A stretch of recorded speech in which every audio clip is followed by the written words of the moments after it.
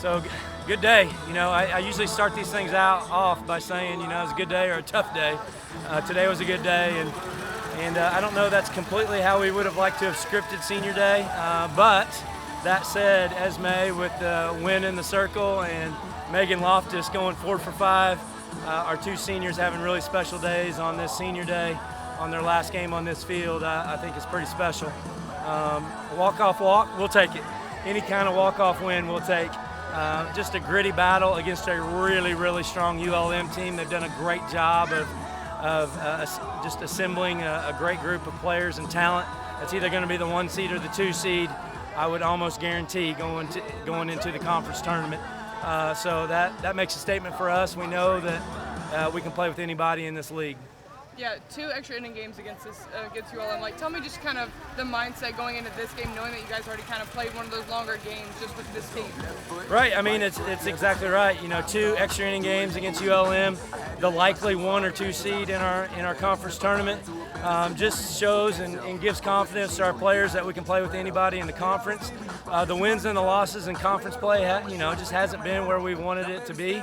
But the adversity happens for a reason. As long as you continue to grow, develop, and mature out of those tough moments, you can always get better.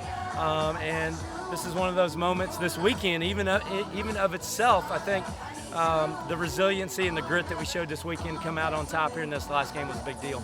Yeah, and I want to mention both seniors individually. Esme, obviously getting that win today. What does that mean for you as a coach, just to have both your seniors have a great day, but just talking about Esme first, just having her get that win? Yeah, sure. The plan was to go Abby and then Ella and win a ball game. And I had told Esme, look, if we get a chance, we'll get you a call out and kind of see how it goes. But the game dictated that she needed to be in the game.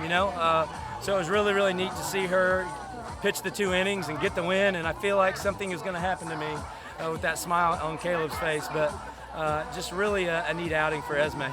Yeah, and then obviously talking about Megan Loftus, 4 for 5 singles. I mean, just another great day for the other seniors. You don't always see that. Like you said, it's not always scripted. So just her getting up to bat and making contact with the ball, 4 out of 5 times. What's that mean for you as a coach?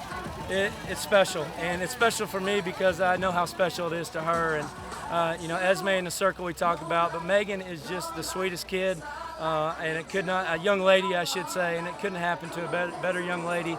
The fact that she's a senior, makes it maybe more meaningful or sincere or whatever the adjective is, but I can't, she's such a nice young woman, and just to see her have a special day on our field really means a lot. Her junior year didn't go as scripted, but came and just had an incredible senior year. I don't know the stats right now. I think she's right around 400, if not over 400. What a great senior year for her, and just happy for her. Yeah, turning the attention of the freshman, Presley Ivy took 4 walks today. What does that speak to about her plate discipline? Yeah, I mean, we moved her to the leadoff spot, and thank goodness we did. She did a great job. She's got an incredible eye. I think she leads us in walks, and we needed 1 more there in the 10th, and she got it. But she's got a good eye. Had a hit in the game as well. Got on base and did her job in leadoff position, doing a great job when she bats leadoff. Yeah, and I want to ask just kind of this, you've seen this in a couple games now, you loaded bases, and then your pitchers just having this composure in the circle to be able to get out of those innings. Just tell me kind of, what has been going on, confidence talk with your pitchers, just to be able to get through those tough times there. That's a great point, and I give credit to the work that they put in and the work that they put in with Coach Hightower. There's things that have happened throughout the year where they've not come through in those moments. But each and every moment is a teachable moment. The mentorship and tutelage that she provides, especially you think about with Esme, who's a senior, she got to experience Coach Hightower for a year, but we've got others on the staff, and 2 that come to mind that pitched in this game, Ella Cunningham, a sophomore, and Abby Lovell, a freshman.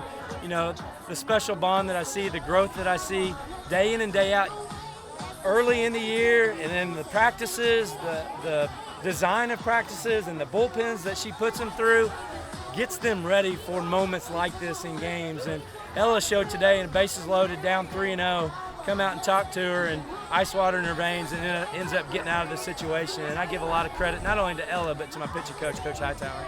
Yeah, and just really quick talking about going into this weekend, you guys are going to be on the road until the Sun Belt Championship or until the tournament. So just tell me what you guys are preparing for going into this weekend. Coastal Carolina has had some good hitters. Your defense going up against them, what do you see? Yeah, I mean, Coastal was the winners of the Sun Belt tournament last year.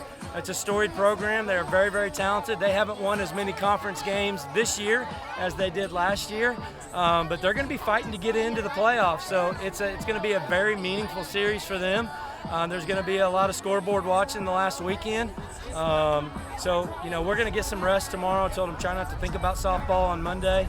We'll start preparing for Coastal on Tuesday. We'll leave on Wednesday, practice at their field, but it'll be an important series to close out the Sun Belt play. Yeah, it just really fast on the Sun Belt tournament. I know it's next week. I know that we've got a game before that, but just give me a couple words on what you're feeling, what you're talking to your team about going into this next weekend again with Sun Belt. Yeah, it's about the first game's on Thursday, and we'll play Thursday's game on Thursday. We can't look ahead, honestly, if I'm being frank, we can't look ahead too much to the Sun Belt tournament. We got to secure our spot until someone says that your spot is secured, whether that be by someone winning by default or losing by default. We're taking every game as serious as we can take it. So Thursday we'll play to win the game, and then as Thursday, transpires into Friday, we'll worry about Friday and so on and so forth into Saturday. And then when we find out our seed or however that rolls, we'll start worrying about the Sun Belt Conference tournament and who our opponent is and who we're going to play.